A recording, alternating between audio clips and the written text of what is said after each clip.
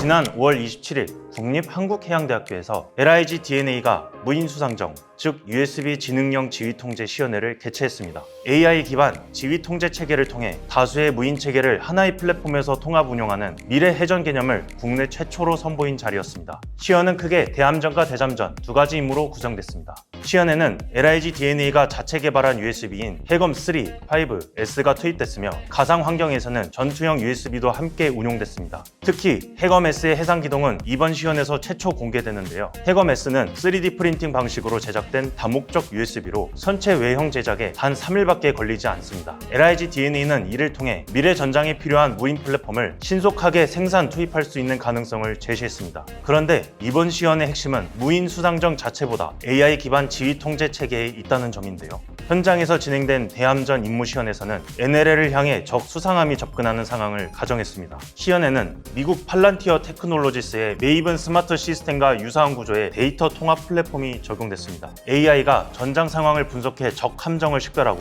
해검5와 S를 어디에 투입할지, 언제 경고 사격과 격파 사격을 실시할지까지 자동으로 제한했습니다. 그리고 그 모든 정보는 데이터 플랫폼 화면에 실시간으로 표시돼 지휘관의 결심을 지원했습니다.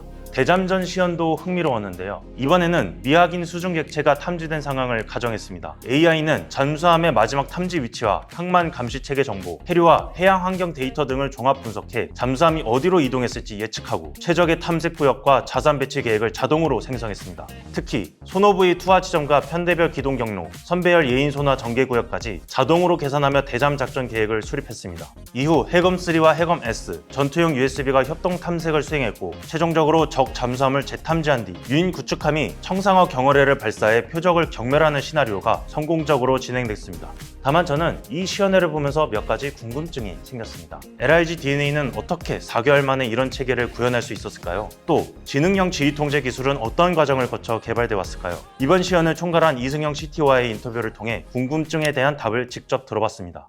지능형이라고 하는 거는 결국에는 사람을 대신해서 무인수상정 자체가 상황에 대해서 판단하고 어떻게 행동할지까지 만들어지는 게 사실 지능형인데요. 가장 중요한 게 이제 어떻게 여러 대의 무인 체계들을 엮어서 지휘 통제를 할 수 있겠느냐일 텐데요. 두 단계라고 저는 생각을 합니다. 어떤 거냐면 배 자체가 자율운항을 어느 정도 수준으로 할 수 있느냐라는 게 거기에 AI가 하나가 들어갈 거고요. 네. 이 배들이 실제적으로 여러 종류의 배들이 모였을 때 상황에 맞게 잘 배치해서 임무를 수행하느냐 하는 요 위에서도 AI가 들어가는 두 단계로 들어간다고 생각을 합니다. 근데 보시게 되면 이게 굉장히 심플할 것 같기는 한데요. 우리가 만드는 모든 무인 체계들은 이거에 맞는 전용 무인 GCS 통제소를 가지고 있습니다. 원래는 만들자 그러면 해검 3의 통제소가 따로 있고 해검 5의 통제소가 따로 있고 그다음에 해검 S의 통제소가 따로 있고 원래는 이렇게 세 종류의 통제소가 있어야 되는데 이런 AI가 만들어지려고 그러면 통제소를 하나로 통합해서 드론이나 물속의 무인 잠수정까지 갔을 때도 이 모든 체계를 하나의 통제소에서 통제할 수 있는 형태로 일단 연동이 되어야 이 인공지능으로다가 임무 통제까지 다 할 수가 있습니다. 근데 여기까지 저희는 이제 발전할 거고 그 중에 일부를 오늘 좀 제가 시연으로 보여드린 겁니다. 그래도 이렇게 빠르게 성장할 수 있었던 동력과 배경이 있었을 것 같아요. 특히나 제가 오늘 시연해 보면서 놀라웠던 게 대잠 능력과 그리고 대함 능력 같은 거를 동시에 좀 보여주셨어요. 그 LIG DNA 같은 경우에는 해양 쪽에 있어서는 여러 가지 독보적인 기술을 가지고 있다고 생각합니다. 특히 대잠을 하기 위해 가장 중요한 부분들은 소나나 이런 부분들이 필요하고요. 또 대함을 하기 위해서는 레이더와 물속에도 탐지하기 위한 소나 여러 가지 기술들을 가지고 있는데 이 모든 기술들이 LIG DNA에서는 다 개발을 하고 있기 때문에 다른 회사보다는 저희가 빠르게 개발할 수 있지 않았을까라고 생각을 합니다. 해양이 또 주는 환경적 특성이 있을 것 같아요. 네.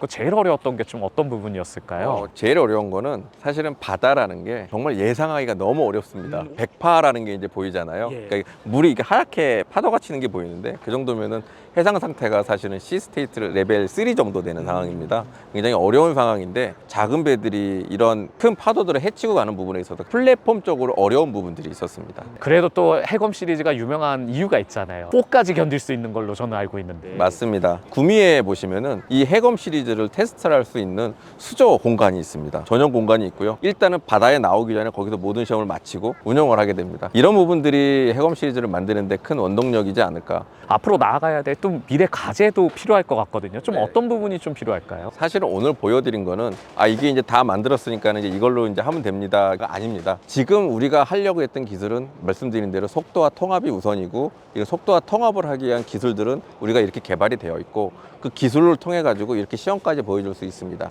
이제 시작입니다. 여기서 좀 고도화 시켜가지고 모듈형으로 어떤 임무 장비들을 만들어 갖고 여기에 탑재해서 우리의 안보를 지킬 수 있겠느냐, 이런 부분에 있어서 나아가야 될 길이라고 생각하고요. 그다음에 얘네들이 전체가 유기적으로 연동될 수 있는 형태로 개발되는 게 사실은 저희 꿈이고 각오라고 생각합니다.